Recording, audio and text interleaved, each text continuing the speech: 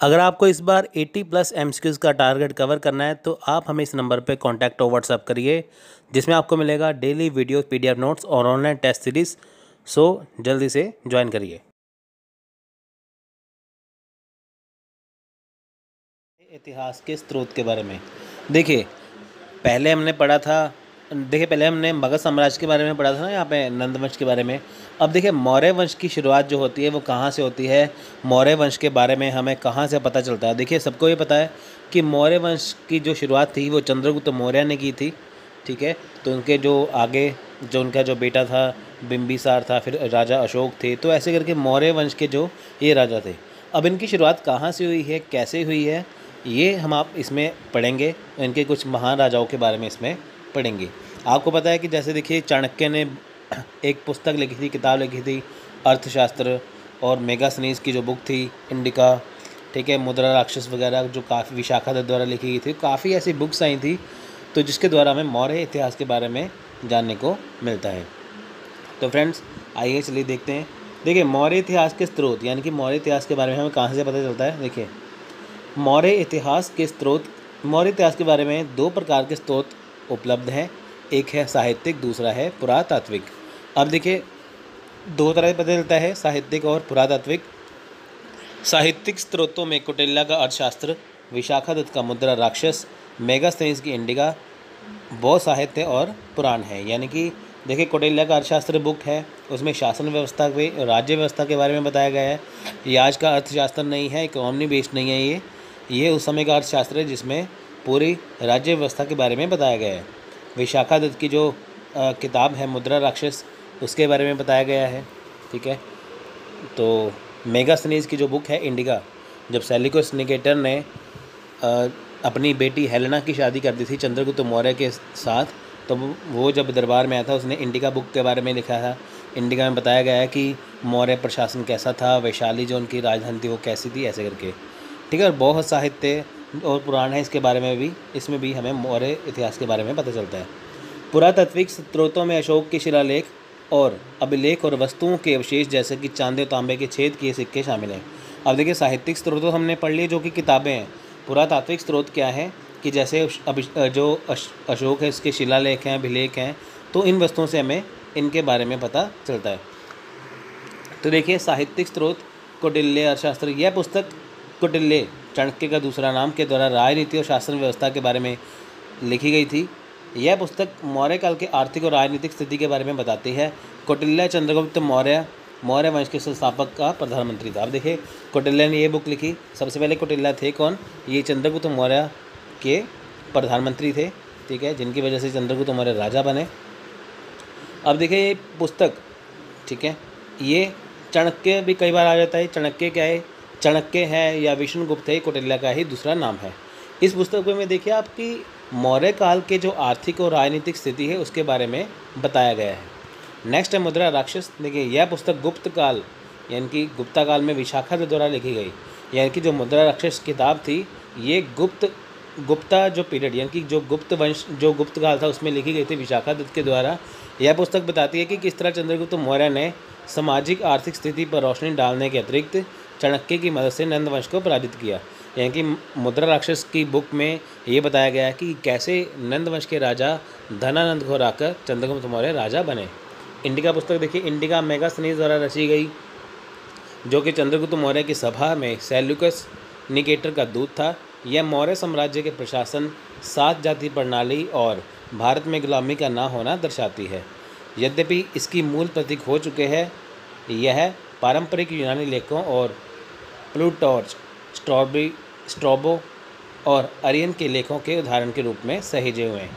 अब देखिए, सबसे पहले जो इंडिका बुक है ये मेगास्थनीज ने लिखी थी, जो चंद्रगुप्त मौर्य की सभा में सेल्यूकस निकेटर। अब देखिए, सेल्यूकस निकेटर कौन थे, ये थे जो देखिए जब सिकंदर ने भारत पर आक्रमण किया था तो उसे खाली हाथ लौटना पड़ा था, तो उसका उत्तराधिकारी था आगे जाके सेल्यूकस निकेटर, तो जिसने भारत पर हमला किया था।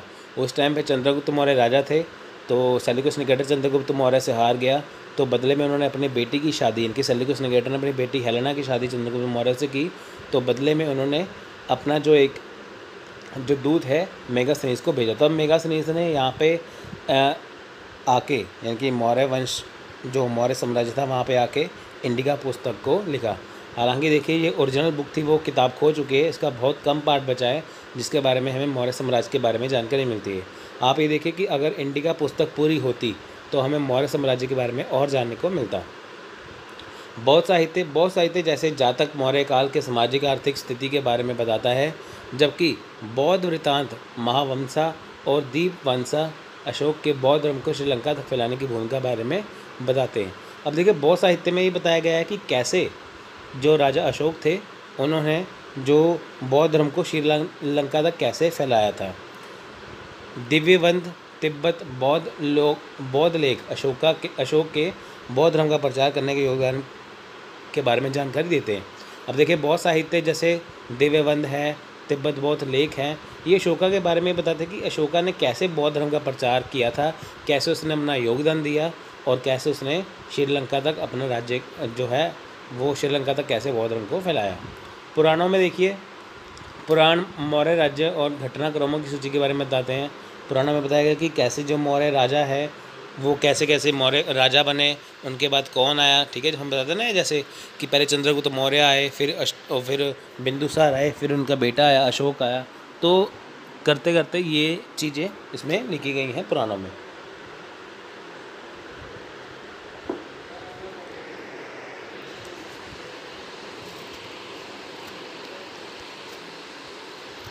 अब बात करते हैं यहाँ पे देखिए पुरातात्विक स्रोत की।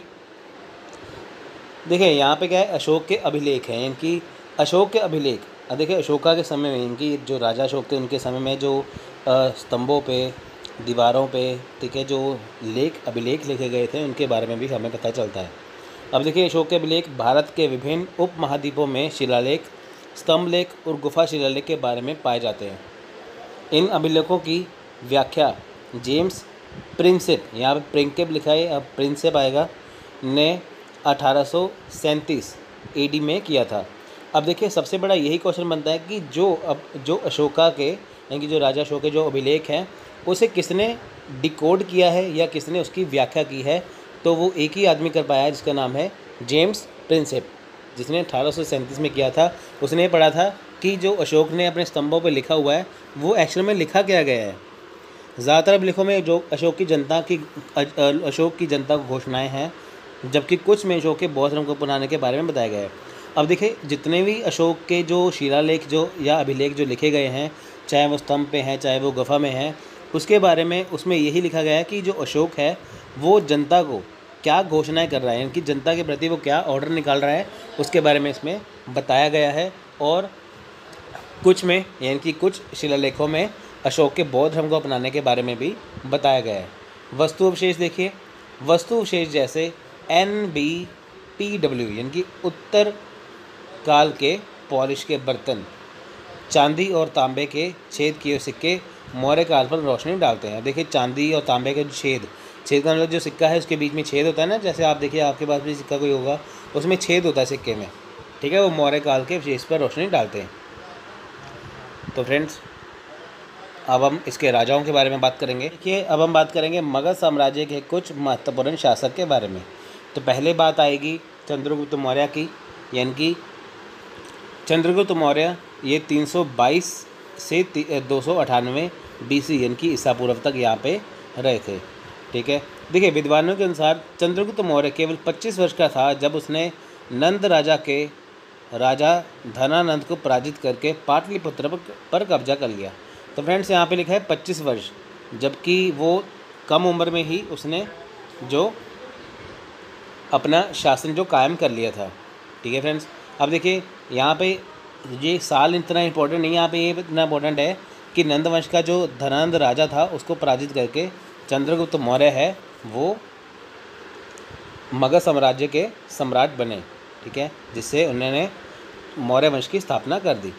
सबसे पहले इसने अपनी शक्तियाँ भारत गंगा के मैदानों में स्थापित की और बाद में वह पश्चिमी उत्तर की ओर बढ़ गया। यानी कि सबसे पहले देखिए जब चंद्रगुप्त मौर्य ने यहाँ पे मौर्य वंश की स्थापना की तो सबसे पहले उसने देखिए जो अपनी शक्तियाँ हैं यानी कि जो अपने राज्य का विस्तार है वो भारत के गंगा के मैदानों के इलाकों में स्थापित किया। यानी कि जो गंगैटिक एरिया यानी कि जो बिहार वाला जो एरिया है, देखिए जो यूपी बिहार वाला एरिया है वहाँ पे उसने अपना जो शासन कायम किया, उसके बाद में देखिए उसने पश्चिमी उत्तर है कि जैसे अफ़गानिस्तान पाकिस्तान वाला जो एरिया है वहाँ पे उसने उसकी ओर बढ़ा।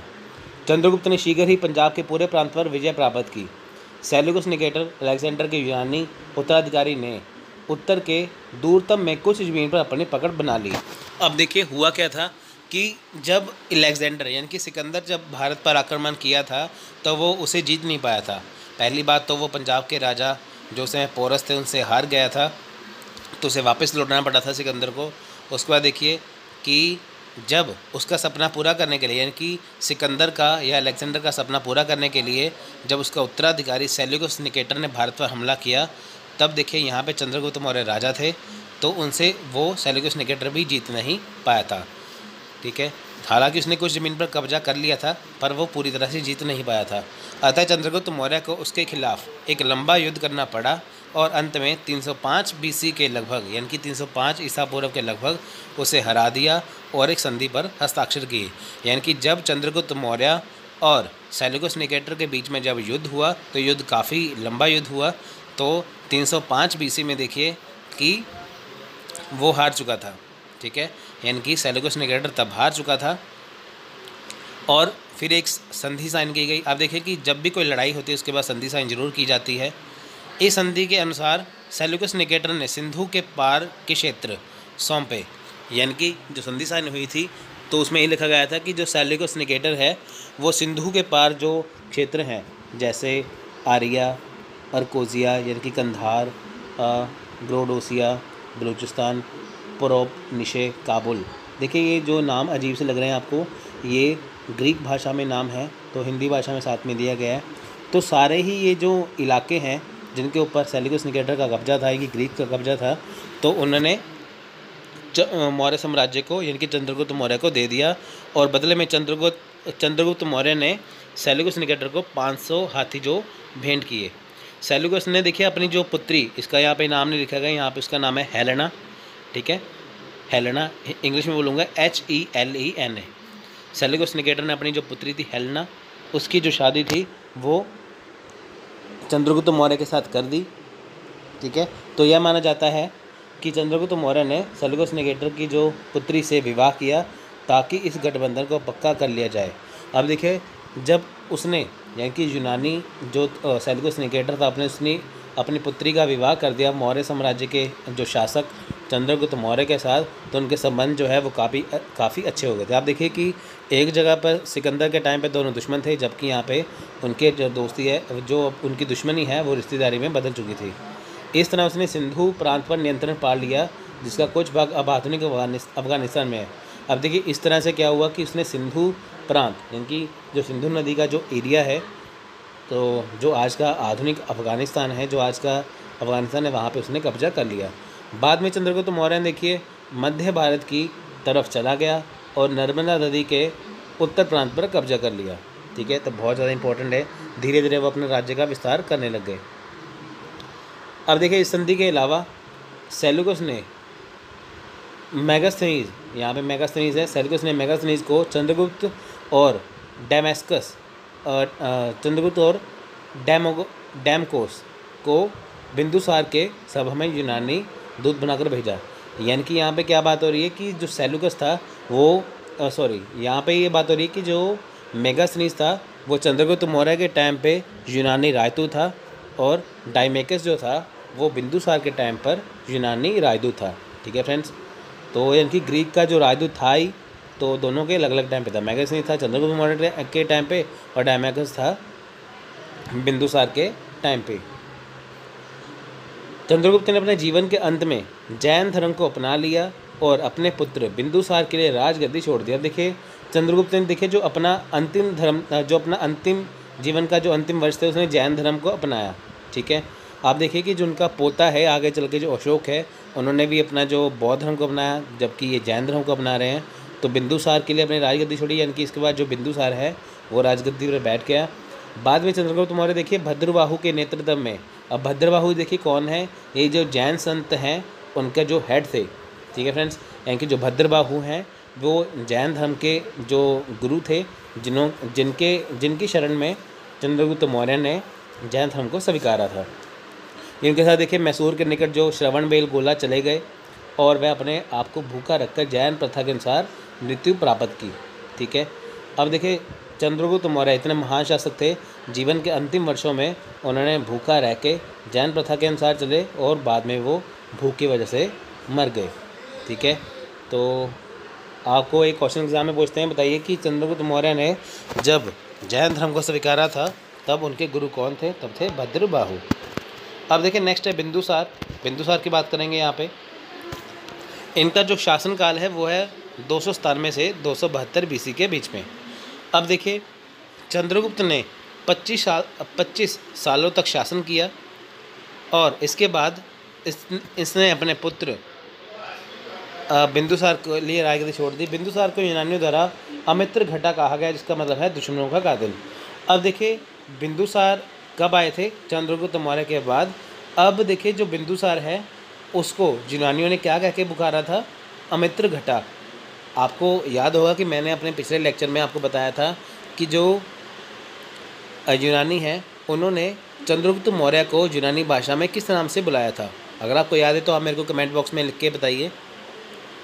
ठीक है, तो यहाँ पे देखिए कि यूनानी जो है वो बिंदुसार को अमित्र घटा कह के बुला रहे हैं। अमित्र घटा का मतलब है दुश्मनों का कातिल। कुछ विद्वानों के अनुसार देखिए बिंदुसार ने दक्कन को मैसूर तक जीता। यानी कि विद्वानों ने ये कहा कि जो बिंदुसार है उसने राज्य का अपना इतना विस्तार किया कि उसने जो डेक्कन वाला यानी कि जो दक्कन वाला जो एरिया है उसको मैसूर तक जीता। मैसूर कहाँ पे पड़ता है? कर्नाटक तक। तारानाथ एक तिब्बत भिक्षु ने यह पुष्टि की है कि बिंदुसार ने 2 समुद्रों के बीच की भूमि जिसमें 16 राज्य थे को जीत लिया। अब देखिए तारानाथ कौन है? एक बौद्ध भिक्षु हैं जिन्होंने कहा था, ये एक तिब्बत भिक्षु हैं, सॉरी बौद्ध भिक्षु नहीं है, एक तिब्बत भिक्षु हैं, उन्होंने यह पुष्टि की थी जो बिंदुसार है उसने 2 समुद्र देखिए अगर हम भारत की बात करें तो उसके पश्चिमी तरफ है, यहाँ पे इसके पश्चिमी तरफ देखिए यहाँ पे उसके अरब सागर है और यहाँ पे इसके पूर्वी तरफ क्या है यानी कि ईस्ट की तरफ क्या है? यहाँ पे बंगाल की खाड़ी है। अब देखिए जो इसमें जो बीच की जो भूमि है उसके जो 16 राज्य थे उनको जीत लिया ऐसा माना जाता है। तो संगम साहित्य के अनुसार मौर्य ने दूरतम दक्षिण तक हमला किया। अब देखिए संगम साहित्य ये कहता है कि जो मौर्य साम्राज्य है, ठीक है, जो मौर्य वंश है उन्होंने दूर यानी कि जो दक्षिण वाला एरिया है वहाँ तक क्या है, वहाँ तक उन्होंने हमला किया था। अतः यह कहा जा सकता है कि मौर्य राजवंश का विस्तार मैसूर में दूर तक रहा और इसलिए इसमें पूरे भारत को शामिल किया। परंतु कलिंग के निकट के पास बेरोजगार प्रेक्षण और वन क्षेत्रों और चरम दक्षिण के राज्यों में एक छोटे से हिस्से को साम्राज्य बाहर रखा गया। यानी कि ये कहा जा सकता है कि जो मौर्य जो राजवंश है देखिए वो यहाँ पर कलिंग के देखिए जो मौर्य राज है वह मैसूर तक तो रहा ही, यानी कि जो मौर्य राजवंश है उसका विस्तार तो मैसूर के दूर इलाकों तक रहा, पर जो कलिंग है वहाँ तक नहीं रहा। और देखिए जो दक्षिण के छोटे छोटे राज्य हैं वहाँ तक ये मौर्य वंश के जो है वो पहुँच नहीं पाए। बिंदुसार के सेल्यूकड सीरिया के राजा एंटियोचस यानी कि एंटियोकस I, ठीक है, इंग्लिश में क्या देखिए यहाँ पे फ्रेंड्स हिंदी में थोड़े से वर्ड अजीब हो जाते हैं जबकि इंग्लिश में आप पढ़ोगे तो आपको सही लगेगा। एंटियोकस I जो राजा थे, ठीक है, ये सीरिया के राजा थे। ठीक है, देखिए बिंदुसार के जो सीरिया के राजा थे आप ऐसा समझिए बिंदुसार के सीरिया के राजा एंटियोकस I के साथ अच्छे संबंध थे, जिसने देखिए डेमोचूस को, ठीक है, डेमोकस को दूत बनाकर इसकी सेवा में भेजा। आपको मैंने बताया ना ऊपर जैसे कि देखिए कि उसके दरबार में जैसे चंद्रगुप्त मौर्य के दरबार में देखिए कि मैगस नहीं आए थे तो डेमोकस जो थे वो बिंदुसार के टाइम पर आए थे। बिंदुसार ने एंटियोकस को मदिरा, सूखे अंजीर और कुर्तकी देनी चाहिए। सब कुछ भेज दिया गया पर कुर्तकी को नहीं भेजा गया क्योंकि यूनानी कानून के अनुसार कुर्तकी भेजने पर प्रतिबंध था। अब देखिए बिंदुसार ने मदिरा भेजी, सूखे अंजीर भेजा, कुर्तकी नहीं भेजा, ठीक है, क्योंकि वहाँ पर वो बैन था इसलिए। अब देखिए बिंदुसार ने एक धर्म संप्रदाय आजीविकास यानी कि अजीवाक में अपनी रुचि बनाई। अब देखिए बिंदुसार जो था इसने धर्म जो देखिए ये जैन धर्म जो है ना, आप देखिए चंद्रगुप्त मौर्य यानी जो इनके पिता थे उन्होंने जैन धर्म को स्वीकारा, जबकि बिंदुसार ने जैन धर्म को नहीं स्वीकारा। बिंदुसार ने जैन धर्म की जो एक सेक्ट यानी कि जो जैन धर्म का एक संप्रदाय है अजीवाका, उसे अपनाया। ठीक है। इन्होंने पूरे जैन धर्म यहाँ पे नहीं अपनाया, इन्होंने आजीविका को अपनाया। आजीविका का मतलब होता है कि इंसान जो कर्म करता है उसे अपने कर्मों का फल मिलता है, ठीक है। ये इस पर विश्वास करते थे बिंदुसार। बिंदुसार ने अपने पुत्र अशोक को जैनी का राज्यपाल नियुक्त कर दिया, जिसने बाद में तक्षशिला के विद्रोह को दबा दिया। देखिए जो एग्ज़ाम में क्वेश्चन ऐसे आता है कि बताइए कि जब महान अशोक राजा थे, वो राजा बनने से पहले किस राज्य के राज्यपाल थे। तो ये क्वेश्चन पूछते हैं, वो उज्जैनी के राजा थे और उज्जैनी के राज्यपाल थे, ठीक है। अब हम बात करेंगे महान अशोक की। देखिए अशोक को महान इसलिए कहा जाता है क्योंकि देखिए पहली बात तो इसने अपने राज्य का बहुत ज़्यादा विस्तार किया, दूसरी बात है कि बौद्ध धर्म का इन्होंने काफ़ी विस्तार यहाँ पे किया। अशोक के शासन में मौर्य साम्राज्य चरम पर पहुंचा, इसलिए देखिए पहली बार पूरे उपमहाद्वीप यानी कि दूरतम दक्षिण को छोड़कर शाही नियंत्रण में थे। यानी कि जो देखिए अशोक के शासन में जो मौर्य साम्राज्य था बहुत दूर तक फैल चुका था, ठीक है। आप देखिए पूरे उपमहाद्वीप पर लगभग कब्जा था भारत के पूरे उपमहाद्वीप में। तो दूसरी तरफ देखिए कि अगर हम दक्षिण को पूरे एंड तक छोड़ दें तो बाकी पूरा जो एरिया था वो अशोक के कब्जे में था, इनके मौर्य वंश के कब्जे में था, इसलिए इन्हें महान अशोक कहा जाता है। अशोक के राजगद्दी पर बैठने और उनके वास्तविक राज तिलक के बीच 4 साल का अंतराल है। अब देखिए जब अशोक राजगद्दी पर बैठे थे तो 4 साल तक उनका राज तिलक नहीं हुआ। ये राजगद्दी पर बैठे थे 273 बीसी में, जबकि इनका राज तिलक हुआ था 269 बीसी में। क्योंकि देखिए ये अपने भाई बहनों से बहुत प्यार करते थे, ठीक है। तो जिनकी वजह के कारण इनका जो 4 साल जो राज तिलक है वो लेट हो गया। अतः उपलब्ध साक्ष्यों से पता चलता है कि बिंदुसार की मृत्यु के बाद राजगद्दी के लिए संघर्ष हुआ था।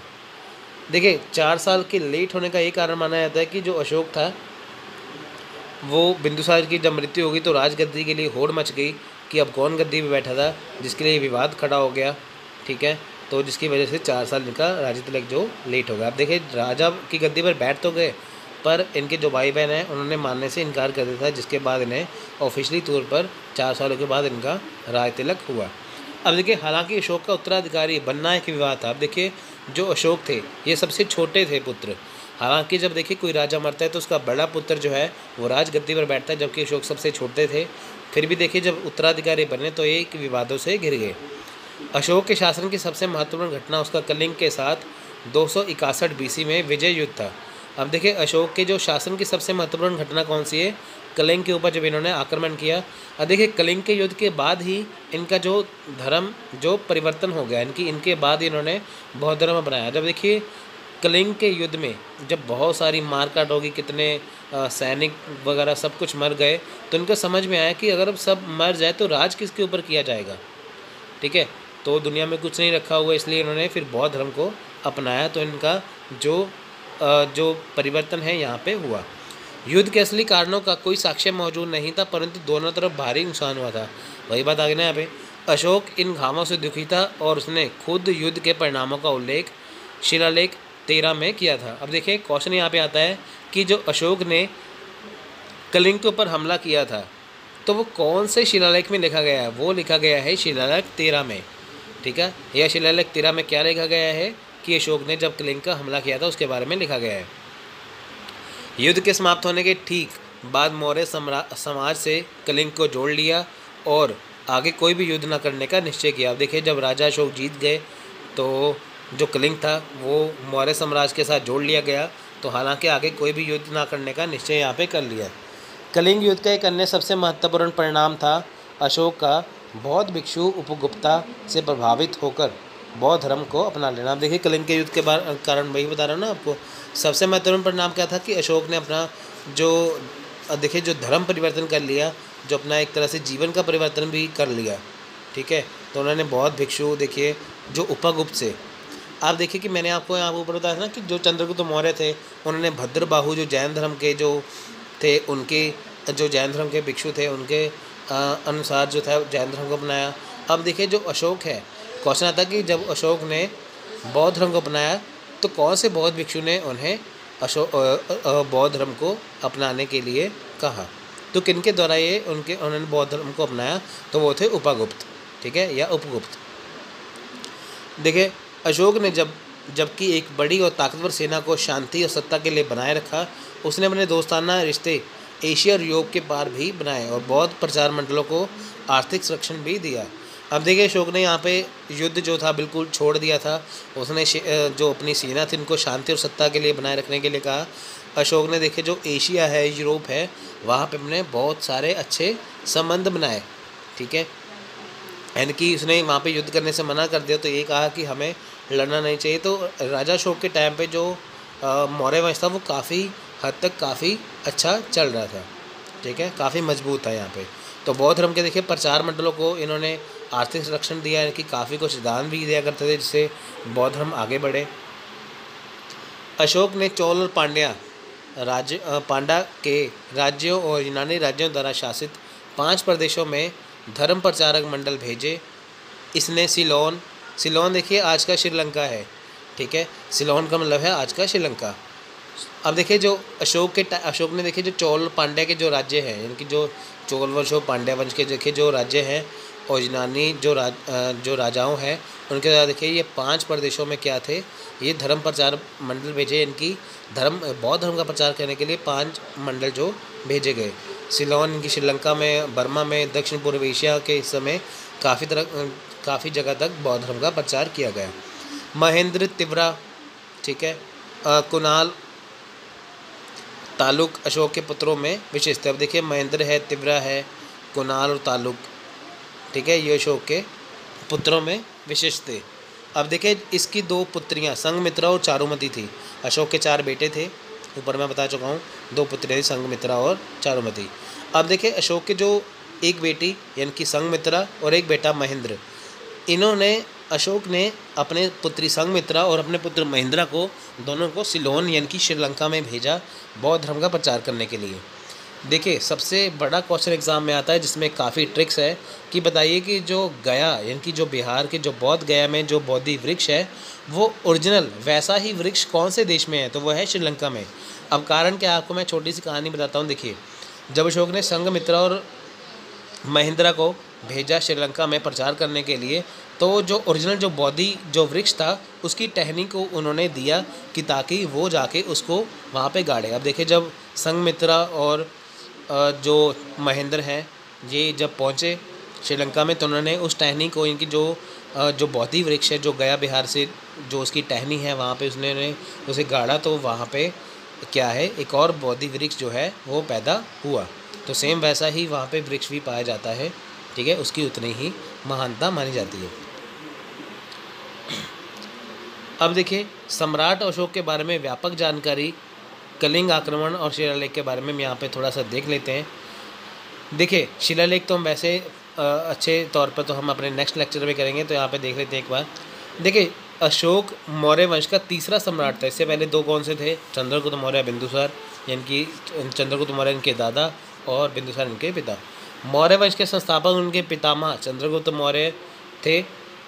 चंद्रगुप्त मौर्य का बिंदुसार गद्दी पर बैठे। सैन्य इतिहास में सुरक्षित जनश्रुतियों के अनुसार अशोक अपने पिता बिंदुसार के अनेक पुत्रों में से एक था, और जिस समय बिंदुसार की मृत्यु हुई उस समय अशोक मालवा व उज्जैन में राज प्रतिनिधि था। अब देखें यहाँ पे ये मानते हैं कि ऐसा माना जाता है कि जो राजा अशोक थे, ठीक है, उनके 100 भाई बहन थे, यानी कि जो बिंदुसार थे उनके जो 100 पुत्र थे, 100 पुत्रों में से राजा अशोक सबसे छोटे थे। जब देखिए उनके पिता की मृत्यु यानी कि जब बिंदुसार की मृत्यु होती है, तब ये जो राजा अशोक थे उस समय देखिए ये उज्जैन के यानी कि उज्जैन के क्या थे, उज्जैन के ये राज्यपाल थे, ठीक है। तो उसके बाद ये राजा बने, ठीक है। अब देखिए कुछ इतिहासकार का यहाँ पे मानना ये था कि जब बिंदुसार की मौत होगी तो उत्तराधिकारी के लिए भाइयों में आपस में युद्ध हुआ, जिसमें जो 99 यानी कि 99 जो भाई थे वो मारे गए, और बाद में जो अशोक ही अकेले बचे थे जो राजगद्दी पर बैठे। वैसे देखिए इसके बारे में कोई भी जो उनके भाइयों के बीच में युद्ध हुआ था यहाँ पे कोई संकेत नहीं मिलता है। जबकि इसके विपरीत देखिए जो शिलालेख संख्या 5 यानी कि जो 5 जो शिलालेख जो नंबर है उससे प्रकट होता है कि जो अशोक थे वो अपने भाई बहनों और परिवार के प्रति शुभ चिंतक थे, यानी कि वो भाई बहनों से बहुत प्यार करते थे। देखिए एक तरफ कहते हैं कि उनके 99 की 100 भाई बहन थे जिनमें से 99 मारे गए, खुद गद्दी पर बैठे, जबकि ये इतना सच नहीं है, इसके कोई साक्ष्य नहीं मिलते हैं। जबकि शिलालेख 5 में क्या गए थे जो अशोक थे वो शुभ चिंतक थे अपने परिवार के प्रति।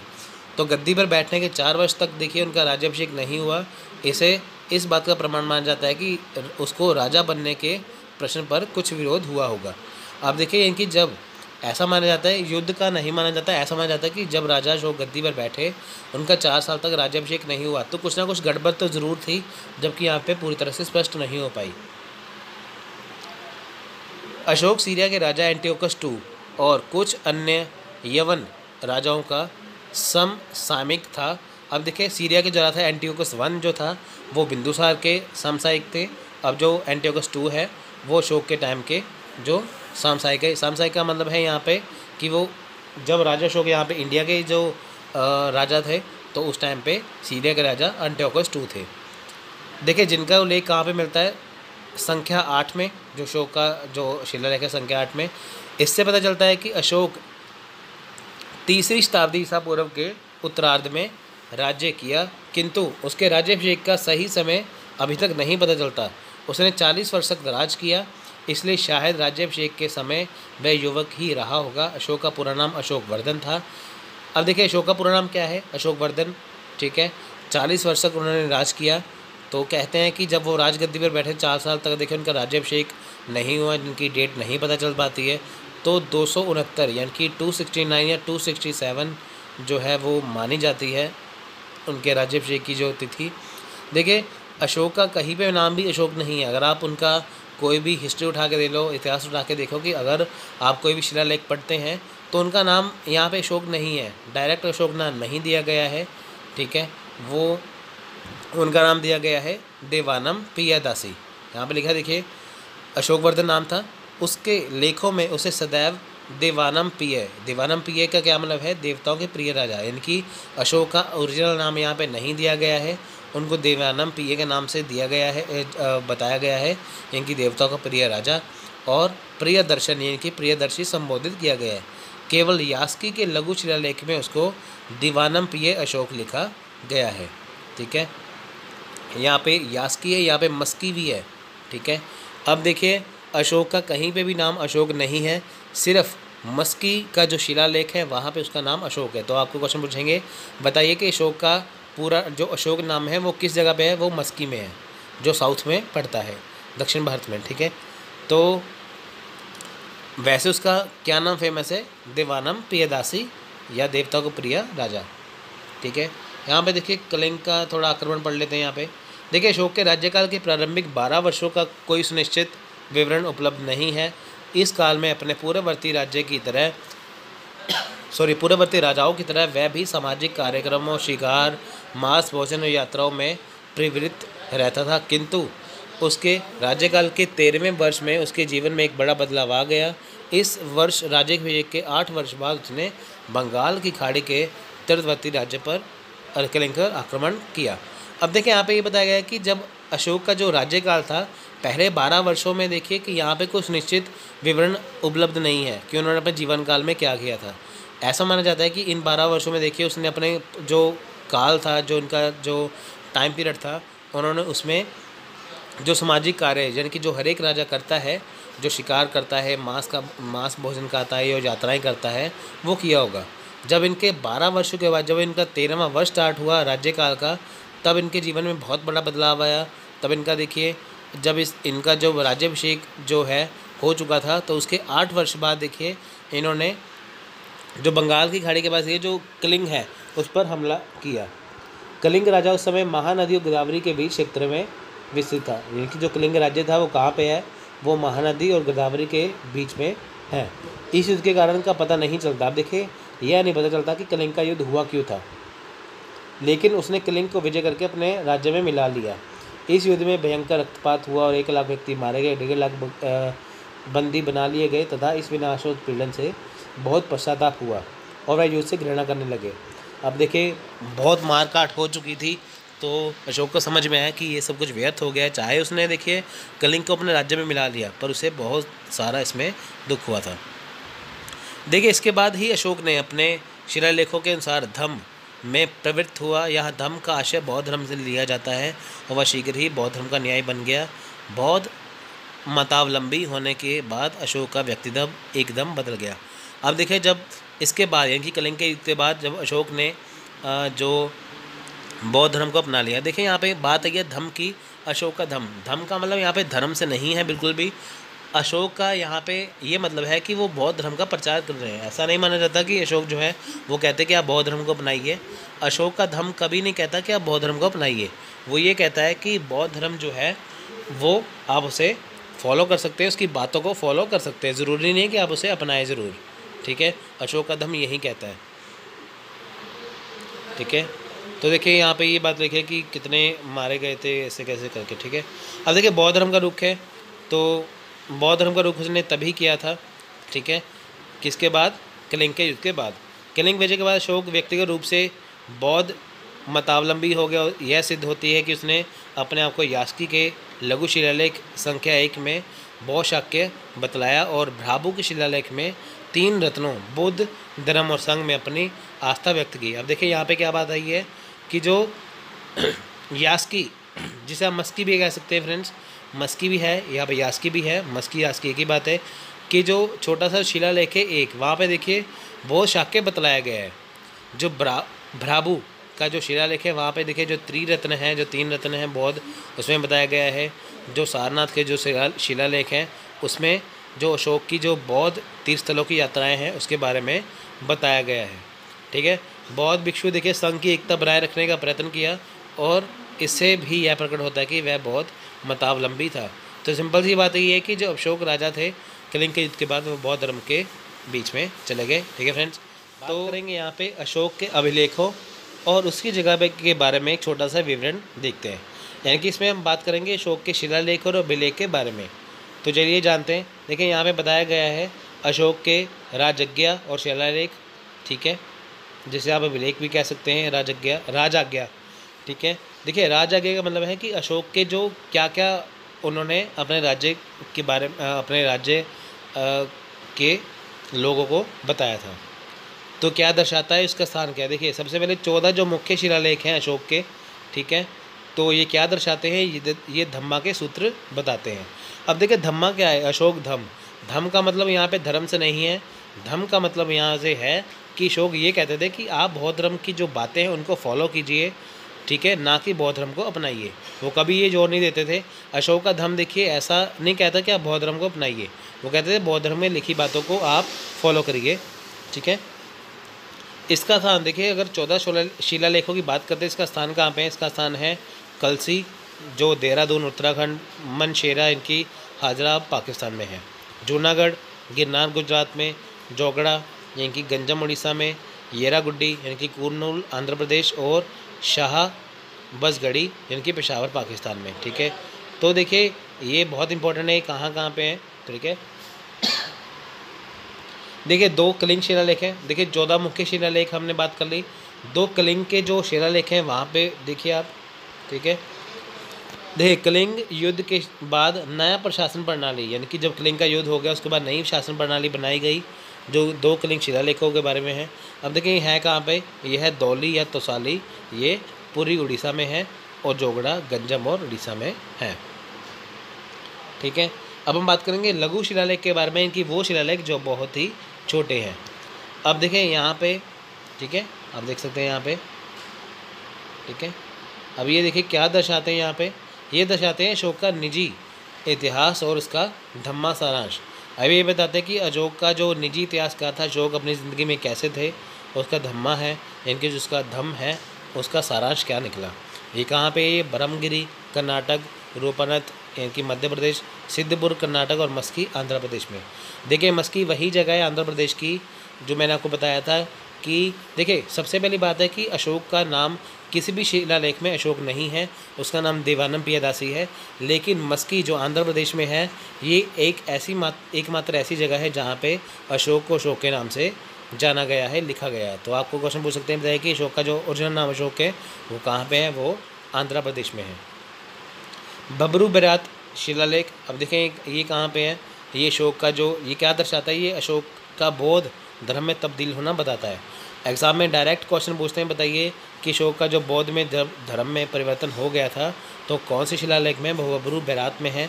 बबरू बेरात है राजस्थान में। तो फ्रेंड्स मेरा टारगेट ये है कि मैं आपको ऐसा मटेरियल दूं कि आपका एग्ज़ाम अच्छे से हो जाए, इसके बाद आपको कोई बुक ना पढ़नी पड़े। देखिए हम ऐसा नहीं है कि आपको अननेसेसरी डाटा देके आपका टाइम ख़राब किया जाए, ऐसा नहीं है, ठीक है। अब देखिए यहाँ पे बात आएगी स्तंभ शिलालेख की। देखिए 7 स्तंभ शिलालेख हैं। अब देखिए यहाँ पे हमने शिलालेख 14 मुख्य शिलालेख हैं, 7 जो स्तंभ शिलालेख है, ठीक है। अब देखिए शिलालेख से जुड़ी वस्तुएं, ठीक है। देखिए 7 स्तंभ शिलालेख में क्या बताया गया है कि शिलालेख से कौन सी वस्तुएं जुड़ी हुई हैं। ये इलाहाबाद और रामपुर बिहार में है, ठीक है। 4 लघु स्तंभ अभिलेख हैं। इसमें क्या है, अशोक का जो धम्मा है उसके प्रति कट्टरपन है, उसके चिन्ह बताए गए हैं, ठीक है। कट्टरपंथी चिन्ह है, देखिए कोई जैसे उसने कोई अपने देखिए जो स्तंभ बनाए थे वहाँ पे उसके कट्टरपंथी होने का कारण बताया गया था। अब देखिए अशोक का जो स्तंभ है, वहाँ पे देखिए कैसे पता चलता है कि वो जो बौद्ध धर्म के अनुयायी थे, बौद्ध धर्म को मानते थे। अब देखिए कोई भी अशोक का स्तंभ देखिए, कोई भी शिलालेख देखिए, वहाँ पे बौद्ध धर्म का कोई ना कोई साइन तो जरूर है, ठीक है। आप देखेंगे कि जो अशोक का जो आप देखिए जो सारनाथ में जो स्तंभ बना हुआ है, जो अशोक स्तंभ है, ठीक है, उसमें देखिए चक्र बना हुआ है, हाथी बना हुआ है, कहीं पे घोड़ा बना हुआ है। तो इससे पता चलता है देखिए कि ये जो सारी चीज़ें हैं ये किससे संबंधित है, बौद्ध धर्म से। अगर अपने स्तंभों में, अपने शिलालेखों में अगर राजा अशोक इनका इस्तेमाल कर रहा है तो ऑब्वियस सी बात है कि वो बौद्ध धर्म को मानते थे। ये सांची मध्य प्रदेश सारनाथ इलाहाबाद में है। 2 तराई स्तंभ शिला अभिलेख हैं। देखिए इसमें क्या है कि अशोक का बौद्ध धर्म के प्रति आदर कैसा था, ये लुम्बिनी नेपाल में है, ठीक है। अब देखिए गुफा अभिलेख, ठीक है, ये 3 बराबर गुफा लेख, ये बराबर नहीं, ये 12 बार यहाँ पे आएगा, ठीक है। 12 बार गुफा अभिलेख हैं। यहाँ पे अशोक की सहनशीलता के बारे में बताया गया है। तो 12 बार पर्वत पे ये स्थित है। देखिए अब हम बात करेंगे यहाँ पे अशोक के शिलालेख के बारे में। यहाँ पे हमने ऊपर ये जाना है यहाँ पे कि कौन से मुख्य शिलालेख थे, कहाँ पे है और किससे संबंधित है। यहाँ पे हम इसके शिलालेखों के बारे में अच्छे से जानेंगे, ठीक है। अब देखिए जो राज आज्ञा का मतलब है कि अशोक के द्वारा जो इसका जो शिलालेख 1 है, आप इसे शिलालेख 1 भी कह सकते हैं, आप इसे राज आज्ञा भी कह सकते हैं। देखिए पशु बलि पर नियंत्रण, यानी कि जो शिलालेख 1 है वहाँ पे पशु बलि पर प्रतिबंध जो लगाया गया है। जो शिलालेख 2 है या राज आज्ञा 2 है उसमें सामाजिक कल्याण के उपायों को दर्शाना ये बताया गया है। राज आज्ञा 3 यानी कि ब्राह्मण के प्रति जो आदर है वो बताया गया है। और राज आज्ञा यानी कि बड़ों का आदर करना बताया गया है। राज आज्ञा 5 यानी कि धम्मा महामंत्रों को नियुक्त करना और उनके कार्यों को बताया गया है। राज आज्ञा 6 यानी कि धम्मा महामंत्रों को आदेश देना ये बताया गया है। कि उसके बाद देखिए राज आज्ञा 7 यहाँ पे सभी धार्मिक संप्रदायों के प्रति सहनशीलता बताया गया है। राज आज्ञा 8 यहाँ पे धम्म यात्राओं के बारे में बताया गया है। राज आज्ञा 9 यहाँ पे व्यर्थ के समारोह रीति रिवाजों को हटाने के लिए कहा गया है। राज आज्ञा या शिलालेख 10 यहाँ पे युद्ध के बजाय जीत के लिए धम्मा का प्रयोग करना बताया गया है। राज आज्ञा 11 यहाँ पे धम्मा नीतियों को धम्मा नीतियों को समझाना बताया गया है। राज आज्ञा 12 सभी धार्मिक संप्रदायों से सहनशीलता प्रार्थना करना बताया गया है। राज आज्ञा 13 यहाँ पे कलिंग युद्ध के बारे में बताया गया है। और राज आज्ञा 14 यहाँ पर धार्मिक जीवन व्यतीत करने के लिए प्रेरित करना यहाँ पे बताया गया है। तो फ्रेंड्स ये थे इसके शिलालेख, ठीक है। अब हम यहाँ पे थोड़ा सा ये देख लेते हैं। देखिए अशोक या अशोका की मृत्यु के बाद मौर्य वंश के पतन में काफ़ी तेज़ी आ गई। इसका एक स्पष्ट कारण कमज़ोर राजाओं का उत्तराधिकारी था। अब देखिए यहाँ पे क्या है कि जब राजा अशोक थे, जब उनकी मौत हो गई, अब देखिए जब राजा अशोक थे उन्होंने जब बौद्ध धर्म अपना लिया तो पहली बात है उन्होंने अपने शासन के ऊपर इतना ज़्यादा ध्यान नहीं दिया, उन्होंने इतने ज़्यादा दान पुण्य करने लग गए बौद्ध धर्म को, तो जिसकी वजह से उनका जो राज्य है, ठीक है, वो उसका राज्य का सारा खजाना खाली हो गया।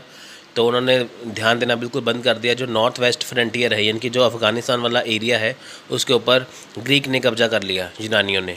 तो इसके देखिए कि आगे चल के जो उनके उत्तराधिकारी हुए तो वो बहुत कमज़ोर थे। इनकी जो राजा अशोक थे, आप देखिए जब चंद्रगुप्त मौर्य थे जिन्होंने मौर्य वंश की शुरुआत की, फिर बिंदुसार आए, फिर बाद में अशोक आए, तो इनकी ये 3 पावरफुल राजा थे जिन्होंने एक पकड़ बना ली थी एक मजबूत राज्य की। जब अशोक की डेथ हो जाती है तो कोई भी राजा इनके बाद इतना बलशाली नहीं था जो मौर्य साम्राज्य को संभाल कर रख सके। तो यानी कि जब राजा अशोक की मृत्यु होती है तो मौर्य साम्राज्य का पतन होना शुरू हो गया। आप देखें कि एक और तत्कालिक कारण साम्राज्य का 2 भागों में विभाजन हो गया। आप देखें जो मौर्य साम्राज्य है उसका 2 भागों में विभाजन हो गया था।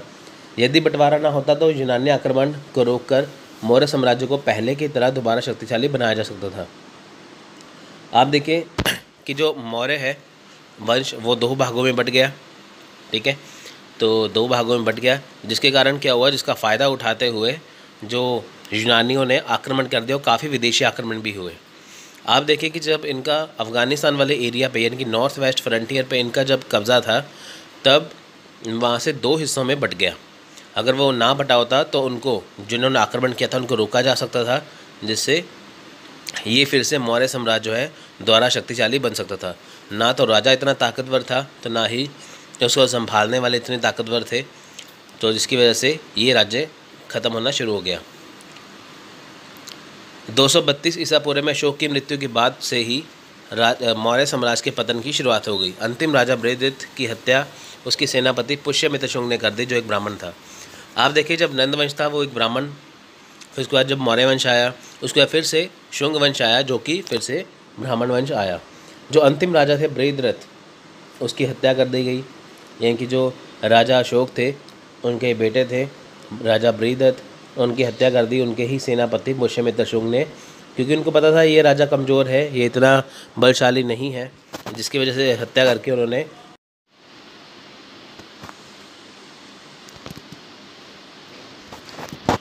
तो फ्रेंड्स देखिए यहाँ पे हम बात करेंगे अब मौर्य साम्राज्य के पतन के लिए जो नेतृत्व कारक यानी कि मौर्य साम्राज्य के पतन के जो इम्पोर्टेंट कारक थे वो कौन से थे। देखिए सबसे पहले अशोक की धार्मिक नीति, यानी कि अशोक की धार्मिक नीति का उसके साम्राज्य के ब्राह्मणों ने विरोध किया था। चूँकि अशोक ने पशुवध पर प्रतिबंध लगा दिया था जिससे ब्राह्मणों की आय बंद हो गई थी और जिससे उन्हें उपहार के रूप में विभिन्न प्रकार के बलिदानों के लिए पशु प्राप्त होते थे। अब देखिए अशोक की धार्मिक नीति देखिए, अशोक ने जब बौद्ध धर्म अपनाया तो उसने एक बात कही कि अब से कोई भी जो पशु है उसकी कोई बलि नहीं देगा। ऐसा होता था कि जब भी ब्राह्मण लोग जब भी कोई पूजा पाठ जब करते थे या कुछ भी करते थे तो उसमें पशुओं की बलि देना एक आम बात हो गई थी, जबकि राजा अशोक ने पशुओं की बलि पर रोक लगा दी थी। अब देखिए जब पशुओं की बलि पर रोक लग गई तो जो पशु ब्राह्मणों को उपहार के रूप में दिए जाते थे वो भी उनको मिलना बंद हो गई, जिससे ब्राह्मणों की जो आय है, जो इनकम है वो भी बंद हो गई, क्योंकि ना पशु मिलेंगे तो वो बलि किसके देंगे, ना उनको उपहार मिले। तो इससे यह हुआ कि जो उसकी जो धार्मिक नीति थी उसके खिलाफ जो ब्राह्मणों ने विरोध कर दिया। यानी कि अशोक की जो धार्मिक नीति थी, अशोक कहते थे कि जो उनका अशोक का धम्म है, अशोक का धम्म, मैं अपने हर वीडियो में कहता हूँ कि अशोक का धम्म कोई धर्म नहीं है। अशोक ने कभी ये नहीं कहा कि आप बौद्ध धर्म को अपनाइए, उन्होंने ये कहा कि आप बौद्ध धर्म को फॉलो करिए, उसकी बातों को फॉलो करिए। तो इसका ब्राह्मणों ने विरोध किया क्योंकि उन्होंने पशु बलि पर रोक लगा दी थी। तो एग्जाम में क्वेश्चन पूछ सकते हैं, बताइए कि जो अशोक के खिलाफ जो ब्राह्मण हो गए थे उनके खिलाफ होने का कारण क्या था। कारण यही था कि उन्होंने पशु बलि पर रोक लगा दी थी। दूसरी बात है कि सैन्य और नौकरशाही पर भारी खर्च। आप देखें मौर्य युग के दौरान सेना और नौकरशाही के निर्वहन पर एक विशाल व्यय खर्च किया जाता था। इसके अलावा अशोक ने अपने शासनकाल के दौरान बौद्ध भिक्षुओं को भारी अनुदान दिया, जिससे उनका शाही खजाना खाली हो गया था। मौर्य राजा जो अशोक के उत्तराधिकारी बने थे उन्हें भी वित्तीय संकट का सामना करना पड़ा। आप देखें जब मौर्य युग के दौरान जब राजा अशोक थे उन्होंने अपनी सेना के ऊपर विशाल खर्च किया था। आप देखें जब चंद्रगुप्त मौर्य बने उसके बाद बिंदुसार थे, उसका राजा अशोक थे। तो आप देखें कि जब इससे पहले नंद वंश का टाइम था तब उनके पास 2 लाख सेना थी, जिसमें हाथियों की सेना थी, घुड़सवार थे और काफ़ी सेना थी जिसको राजा अशोक ने बनाए रखा था। तो इतना भारी भरकम खर्चा सेना के ऊपर, तो इससे क्या हुआ कि जो उनका बैलेंस जो है बजट जो है वो काफ़ी बिगड़ने लग गया। इसके अलावा क्या हुआ कि अशोक ने बहुत दान पुण्य करना शुरू कर दिया। जैसे मैंने आपको स्टार्टिंग वीडियो में बताया था कि अशोक ने बौद्ध भिक्षुओं को भारी मात्रा में, काफ़ी मात्रा में उनको दान पुण्य करना शुरू कर दिया, जिससे शाही खजाना खाली हो गया। अब शाही खजाना खाली हो गया तो जो अशोक के बाद जो राजा आए, जो उनके उत्तराधिकारी आए, वो उनको वित्तीय संकट का सामना करना पड़ा। आप देखिए कि अगर शाही खजाने में कुछ पैसे ही ना हो तो अपना राज्य कैसे चला पाएंगे। ना तो वो किसी को तनख्वाह दे पाएंगे, तो ना अपने राज्यों को चला पाएंगे। प्रांतों में दमनकारी नीति। मगध साम्राज्य में प्रांतीय शासक अक्सर भ्रष्ट और दमनकारी थे। आप देखिए, प्रांतों में दमनकारी शासन होने का कारण क्या था? जब राजा अशोक थे, मौर्य साम्राज्य इतना ज़्यादा फैल चुका था, बहुत बड़ा साम्राज्य था, तो उसको चलाना एक राजा के बस की बात नहीं थी। अब इन्होंने क्या किया, हर प्रांत में अपने अधिकारी लगा दिए। अब अधिकारियों को पता था कि राजा जो है वो बहुत दूर है, उनको क्या पता चलेगा, जिसकी वजह से वो अपने प्रांतों में अपनी मन मर्जी करने लगे। वो दमनकारी शासन करने लगे अपने प्रांतों में। जो उन्होंने ऑफिसर बिठाए हुए थे, शासक बिठाए थे, वो भ्रष्ट हो गए। तो जिसके वजह से ये हुआ, लोगों को ये लगता था कि ये सब कुछ राजा के बनाए हुए नियम है। उनको ये नहीं पता था कि राजा ने कुछ नहीं किया, बस जो ये लोग हैं जो प्रांत में जिनको काम सौंपा गया है वो भ्रष्ट हो चुके हैं। तो उनको राजा के बारे में इतना, वो यही समझते हैं कि राजा ने ही ये सब कुछ किया है। तो राजा के नाम पर ऐसे काम होते थे जिससे वो भ्रष्ट हो चुके थे। इससे साम्राज्य के खिलाफ लगातार विद्रोह बढ़ता गया। बिंदुसार के शासनकाल के दौरान तक्षशिला के नागरिकों ने दुष्ट नौकरशाहों के कुशासन के खिलाफ शिकायत की थी। आप देखिए, जब बिंदुसार यानी कि जब राजा अशोक थे, उनके जो फादर थे बिंदुसार, जो पिता थे, उनके शासनकाल के दौरान क्या हुआ कि जो तक्षशिला के नागरिक थे, उन्होंने जो उनके जो दुष्ट नौकरशाह यानी कि जो उनके जो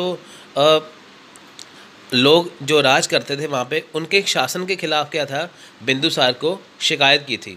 हालांकि बिंदुसार और अशोक ने इसको नियंत्रण करने के लिए, यानी कि जो भ्रष्ट नौकरशाह है उसको नियंत्रण करने के लिए काफ़ी कुछ किया, उपाय किए, पर लेकिन वो इसको पूरी तरह से रोक नहीं पाए, जिसमें वो विफल रहे थे। आप देखिए, राज्य इतना लंबा है, अगर सारे ही लोग भ्रष्ट हो जाए तो वो किन किन को रोकेंगे। नेक्स्ट है उत्तर पश्चिम सीमा की उपेक्षा। अशोक हमारी धार्मिक गतिविधियों को आगे ले जाने में इतना व्यस्त था कि शायद ही कभी उसने मौर्य साम्राज्य के उत्तर पश्चिम सीमा की ओर ध्यान दिया। तो फ्रेंड देखिए, जो अशोक थे वो धार्मिक गतिविधियाँ यानी कि बौद्ध धर्म को आगे ले जाने के लिए, उसका प्रचार करने के लिए इतना बिजी हो चुके थे, तो इतना व्यस्त हो चुके थे कि उन्होंने नॉर्थ वेस्ट के ऊपर ध्यान नहीं दिया, यानी कि उत्तर पश्चिम सीमा जो अफगानिस्तान का एरिया लगती है उसके ऊपर ध्यान नहीं दिया। उसका फ़ायदा किसने उठाया? यूनानियों ने। तो उन्होंने क्या किया, उत्तरी अफगानिस्तान का जो एक एरिया है वहाँ पे एक राज्य की स्थापना कर दी जिसे बैक्ट्रिया कहा जाता है।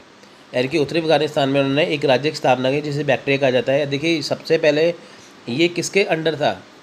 ये अंडर था मौर्य वंश के। अब जब उन्होंने ध्यान देना बंद कर दिया तो मौर्य साम्राज्य का ये फ़ायदा उठाते हुए यूनानियों यहाँ पे कब्जा कर लिया। इसके बाद कई विदेशी आक्रमण भी हुए जिससे साम्राज्य कमज़ोर हो गया। आप देखिए कि जैसे यूनानियों ने फ़ायदा उठा के अफ़गानिस्तान के ऊपर कब्जा कर लिया, उसी का फ़ायदा उठाते हुए बाकी विदेशियों ने भी वहाँ पे आक्रमण कर दिया। उन्होंने सोचा कि राजा ने कुछ रिस्पॉन्स तो दिया नहीं है, तो उन्होंने भी कब्ज़ा करना शुरू कर लिया। तो इससे राज्य क्या हुआ, कमज़ोर होना शुरू कर दिया। और सबसे बड़ी बात ये थी कि जब राजा अशोक की डेथ हो जाती है, उसकी मौत हो जाती है, तो उनको पता है कि अब पावरफुल राजा जा चुका है, तो जिसकी वजह से जिन राज्यों पर कब्जा था राजा अशोक का, उन्होंने अपने आप को स्वतंत्र घोषित भी कर दिया था। अब देखिए, मौर्य काल का महत्व देखें, जानते हैं यहाँ पे क्या है। मौर्य साम्राज्य की स्थापना के बाद भारतीय इतिहास में एक नए युग की शुरुआत हुई थी। यानी कि जब मौर्य साम्राज्य की स्थापना हुई थी नंद वंश के बाद, तो भारतीय इतिहास में एक नए युग की शुरुआत हुई थी। यह इतिहास में पहला मौका था जिसमें पूरा भारत राजनीतिक तौर पर एकजुट रहा था। यानी कि इतिहास में इससे पहले देखिए कि छोटे छोटे राज्य, यानी कि इससे पहले देखिए कि छोटे छोटे राज्य थे जिन्हें हम देखिए, पहले कबीले थे, बाद में कबीलों से क्या हुआ, महाजनपद बने। महाजनपद के बाद देखिए कि एक पूरा भारत बना। यानी कि पहले जो महाजनपद थे, छोटे छोटे राज्य थे, अब यहाँ पे क्या है, अब एक भारत बन रहा है यहाँ पे, तो पूरा भारत एकजुट रहा। तो सीधे एग्जाम में क्वेश्चन पूछते हैं, बताइए कि सबसे पहली बार भारत जो एकजुट किसके शासनकाल के दौरान हुआ? वो हुआ मौर्य काल के दौरान। इसके अलावा कालक्रम और स्रोतों में सटीकता की वजह से इस अवधि का इतिहास लेखन काफ़ी साफ सुथरा है। यानी कि अगर हमें मौर्य साम्राज्य के बारे में पता करना है तो इसका जो कालक्रम है, क्रोनोलॉजी है, हम कहते हैं ना, कालक्रम का मतलब होता है कि पहले कौन आया, चंद्रगुप्त मौर्य, जिन्हें मौर्य वंश की शुरुआत की, फिर आए उनके बेटे बिंदुसार, फिर आए बिंदुसार के बेटे राजा अशोक, फिर आए बृहद्रथ। तो कहने का ये मतलब है कि जो इनका जो कालक्रम है वो बिल्कुल सही है, कुछ भी उसमें हौच पौच नहीं है। तो स्रोतों में सटीकता है, यानी कि जो स्रोत हैं, स्रोत क्या है कि जैसे हम पढ़ते हैं अशोक की शिलालेख से, अशोक के पिलर से हो गए, शिलालेख से हो गए, एडिक्ट्स हो गए, तो इनसे जो जो गुफाओं में लिखा गया है, यानी कि हमें कुछ भी अगर मिलता है मौर्य वंश के बारे में, कुछ भी स्रोत मिलते हैं तो उसमें कोई ऐसी बात नहीं कुछ भी अस्पष्ट हो, सब कुछ उसमें सटीक और बिल्कुल साफ साफ लिखा हुआ है। यानी कि इनका जो इतिहास लेखन है वो काफ़ी साफ़ सुथरा है, जिससे हम आसानी से मौर्य साम्राज्य के बारे में समझ पाते हैं। इसके साथ स्वदेशी और विदेशी साहित्यिक स्रोत भी पर्याप्त मात्रा में भी उपलब्ध है। अब देखिए स्वदेशी और विदेशी साहित्यिक स्रोत क्या है। आप देखिए कि जो चाणक्य थे, यानी कि जो कौटिल्य, जिन्हें विष्णुगुप्त भी कहा जाता है, उन्होंने एक बुक लिखी थी अर्थशास्त्र, जिसमें मौर्य साम्राज्य के बारे में बताया गया है। वो क्या है, वो स्वदेशी साहित्यिक स्रोत है। विदेशी साहित्यिक स्रोत क्या है, आप देखिए कि जैसे हमें मिलती है, जैसे मुद्रा राक्षस है, विशाखादत्त ने लिखी थी गुप्ता वंश के टाइम पे। उससे पहले मैगस्थनीज ने जब यहाँ पे आए थे, मैगस्थनीज जो यूनानी दूत थे, उन्होंने बुक लिखी थी इंडिका, उससे भी ये पता चलता है। यानी कि कहने की बात यह है कि अगर हम विदेशी या स्वदेशी दोनों साहित्यिक स्रोत पढ़ें तो हमें पर्याप्त मात्रा में दोनों से मौर्य साम्राज्य के बारे में पता चल पाएगा। यह साम्राज्य इस अवधि के इतिहास लेखन के लिए एक सबसे बड़ी संख्या में अभिलेख छोड़ गया था। यानी कि ये साम्राज्य क्या था, इस अवधि के इतिहास लेखन के लिए, यानी कि इस अवधि में मौर्य साम्राज्य की जो अवधि है, इसका जो इतिहास लेखन है वो एक बड़ी संख्या में हमें अभिलेख से प्राप्त होता है। आप देखिए कि जब राजा अशोक ने कलिंग पर हमला किया था, उसके बारे में पूरा का पूरा जो इतिहास है वो रॉक एडिक्ट 13, यानी कि जो अशोक का जो शिलालेख है 13 नंबर का, वहाँ पे सब कुछ लिखा गया है। इसके अलावा मौर्य साम्राज्य के साथ जुड़े कुछ महत्वपूर्ण पुरातात्विक निष्कर्ष पत्थर की मूर्तियाँ थी, जो अनूठी मौर्य कला का एक ज़बरदस्त उदाहरण थी। यानी कि इसके अलावा हम बात करें मौर्य साम्राज्य के कुछ महत्वपूर्ण पुरातात्विक निष्कर्ष की, तो आप देखिए पत्थर की मूर्तियां हैं, आप देखिए सारनाथ में हो गया, चाहे कुछ भी, जैसे अशोक स्तंभ हो गया, या कुछ भी ऐसी चीज़ें हैं, तो जो बहुत ही अनूठी मौर्य कला है। आप देखिए पत्थर के ऊपर लिखना, इतना साफ साफ लिखना, ये भी अनूठी कला है। अशोक स्तंभ बनाना, बड़े बड़े पिलर बनाना, बड़े बड़े स्तंभ बनाना, तो ये भी अनूठी कला है। कुछ विद्वानों का ये मानना था कि अशोक शिलालेख पर मौजूद संदेश अधिकांश शासनों की तुलना में पूरी तरह से अलग थे, जो अशोक के शक्तिशाली और मेहनती होने का प्रतीक थे, तथा अन्य शासक जिन्हें उत्कृष्ट खिताब अंगीकृत थे, अशोक उनकी तुलना में अधिक विनम्र थे। यानी कि आप देखिए कि यहाँ पे कुछ विद्वान ये मानते हैं कि जो अशोक की शिलालेख हैं उसके ऊपर जो कुछ भी लिखा हुआ है वो अन्य जो शासक हुए हैं इतिहास में उसकी तुलना में पूरी तरह से अलग थे। यानी कि जब राजा अशोक के बारे में जो कुछ लिखा हुआ है, जो कुछ हम पढ़ते हैं, अगर हम बाकियों से तुलना करें, कंपैरिजन करें, तो हमें ये प्रतीत होता है कि राजा जो अशोक थे वो बहुत शक्तिशाली थे और बहुत मेहनती थे। शक्तिशाली होने का प्रमाण कहाँ से मिलता है कि देखिए उन्होंने पूरा भारत एकजुट किया हुआ था, इतने बड़े राज्य पर कब्जा किया हुआ था। मेहनती होने का ये प्रतीक है कि उन्होंने जो दीवारें हैं गुफाओं की, चाहे वो गुफा है चाहे वो स्तंभ, उसके ऊपर लिखवाया हुआ था, तो उसकी वजह से उनके मेहनती होने का प्रतीक भी है। साथ में उन्होंने बौद्ध धर्म का इतना ज़्यादा प्रचार किया कि जिससे उन्हें मेहनती उनका प्रतीक मिलता है। और अन्य शासक जिन्हें देखिए कि काफ़ी खिताब मिले गए हैं, उनसे जो उनकी तुलना करें तो राजा जो अशोक थे वो अधिक विनम्र थे। तो यह आश्चर्य की कोई बात नहीं है कि देश के नेता उसे, यानी कि अशोक, एक प्रेरक व्यक्तित्व के रूप में याद रख करते थे। अगर हम बात करें कि राजा अशोक के बारे में कि वो कैसे थे, तो हमें एक वो, तो नेक्स्ट देखिए धम्मा महामात्रा, यानी कि धर्म महामात्रा भी कहते हैं, जिसे वो धम्म से संबंधित थे। धम्म देखिए धर्म नहीं है, धम्म क्या है, जो अशोक कहते थे कि आप बौद्ध धर्म को फॉलो करिए, ना कि बौद्ध धर्म को अपनाइए। अशोक ने कभी नहीं कहा था बौद्ध धर्म को अपनाइए, वो कहते थे इसे फॉलो करिए। अंत महामात्रा, यानी कि सीमा क्षेत्र, जो सीमा क्षेत्र के पास थे। इति झांक महामात्रा, ये स्त्री और हरम से संबंधित थे। सब ढका महामात्रा, ये मुख्यमंत्री थे, ठीक है। और द्रोण मापक महामात्रा, ये सर्वेक्षण से सर्वे करने वाले थे, ये यानी कि सर्वेक्षण करते सर्वे करते थे। और रूप दर्शक, जिसे सिक्का यानी कि मुद्रा परीक्षण करने वाला अधिकारी कहा जाता था। तो फ्रेंड्स, ये काफ़ी जो चीज़ें हैं हमने ये जो पढ़ी हैं, ये हमें सारी ही अशोक के शिलालेख से मिलती हैं। तो ऐसा माना जाता है कि 27, इनके 27 तरह के उनके अधिकारी थे। तो हमने 14 किए हैं, तो बाकी 13 तरह के और अधिकारी, ये मेन है, एग्ज़ाम में यही पूछे जाते हैं, इसलिए मैंने आपको ये करवा दिए। तो लेक्चर अच्छा लगा लाइक करिए, शेयर करिए, चैनल को सब्सक्राइब करिए। मिलते हैं अगली वीडियो में, तब तक के लिए धन्यवाद, थैंक यू। जय हिंद, जय भारत।